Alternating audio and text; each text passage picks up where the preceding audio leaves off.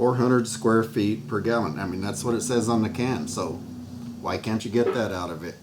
Well, I'm going to explain that next.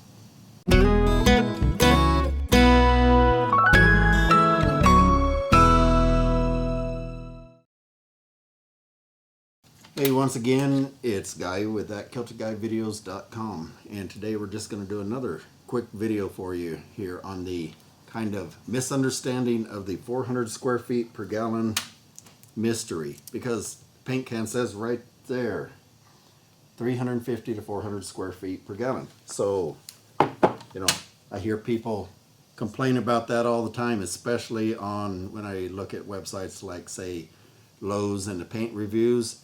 People complain that they didn't get anywhere close to 400 square feet per gallon. Well, there's a number of reasons for that, and I'm going to try and clarify some of that.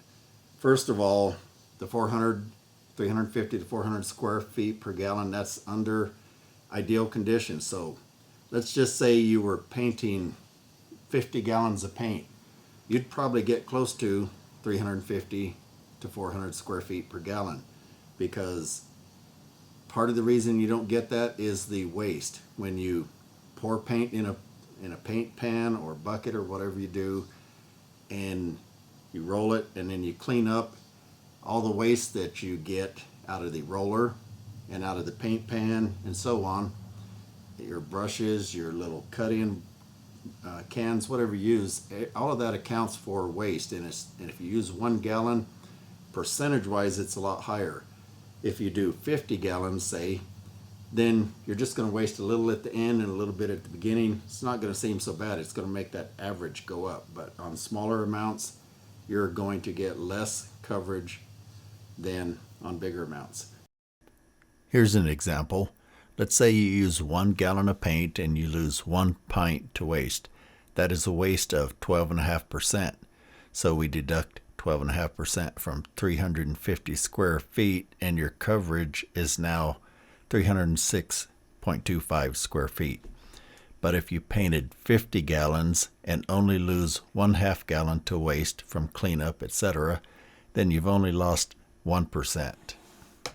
So 350 square feet minus 1% means your coverage drops to only 346.5 square feet, which is very little loss at all compared to the 1 gallon figure.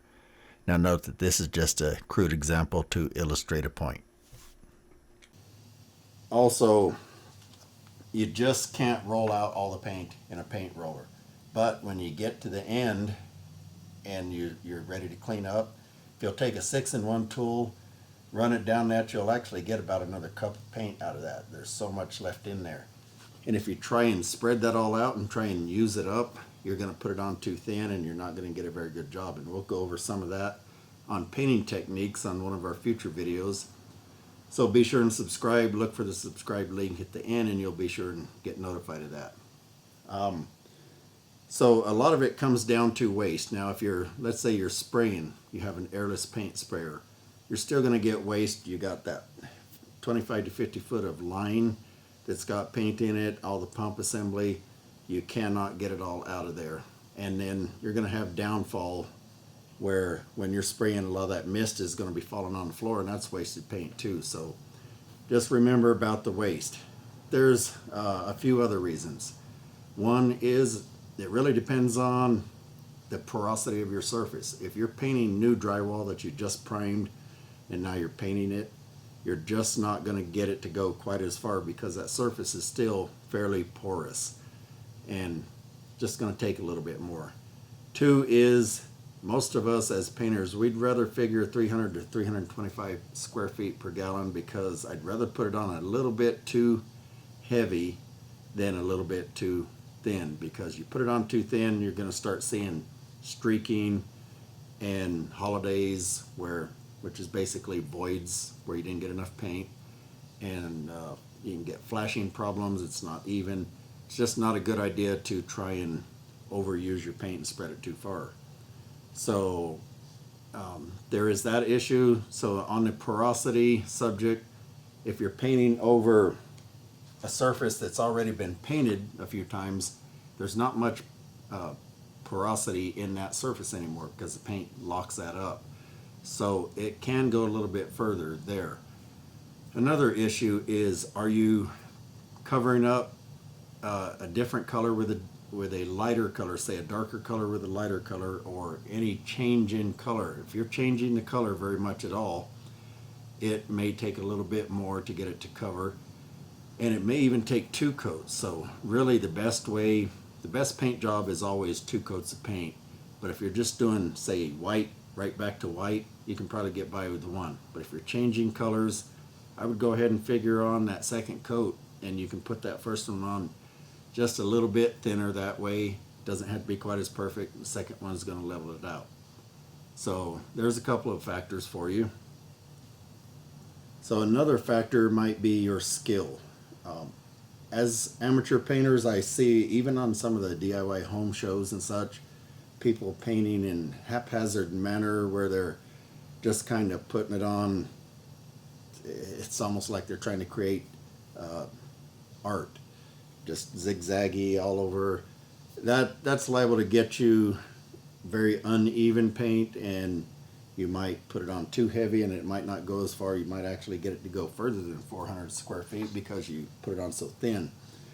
And again, we're going to cover some of these techniques later, but we want to get our paint on pretty evenly, as evenly as possible.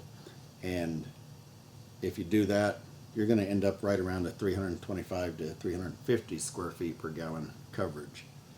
So that's basically the reasons why you're not getting your paint to go as far. It's probably not the quality of your paint. There's we use, for example, a lot of this Sherwin-Williams super paint, and it goes by different labels when they sell it to consumers, but basically if you buy a mid-grade paint and up, you're probably going to get good results out of it if you apply it right. But you can take and buy a really expensive paint, apply it wrong, under the wrong circumstances, the wrong techniques, and you're just not going to get the coverage that you want. So don't always blame it on the paint. I've found that most all of the popular paints out there, the Sherwin-Williams, the Behr, the Lowe's Valspar, Benjamin Moore, and so on, if you get their decent mid-grade and up paint, you're going to get good results out of it. And every painter has their preference, because it comes down to a lot of things like the feel, how the paint goes on, how it flows, how well you can cut in, does it drip very much. A lot of times when you're painting ceilings, you'll get a lot more dripping out of some, and so on. It's a lot of a personal preference, but overall, if you're buying a good quality paint, you should be able to get good coverage and get around that 325 to 350 square foot per gallon. I hope that helps you. If you got any questions, feel free to ask them in the comments. And as always, be sure and subscribe. Like our channel if you like this video. Let us know if you didn't. And at the end, there's now a clickable link on your phone or tablet or other device. It's now clickable. It used to not be. Check that out. Subscribe to us, and we'll catch you on the next video. Thanks a lot.